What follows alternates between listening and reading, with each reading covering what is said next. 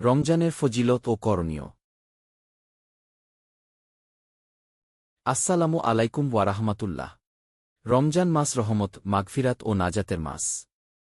এই মাসে আল্লাহ তাআলা আমাদের জন্য জান্নাতের দরজা খুলে দেন, জাহান্নামের দরজা বন্ধ করে দেন, আর শয়তানদের শৃঙ্খলাবদ্ধ করেন।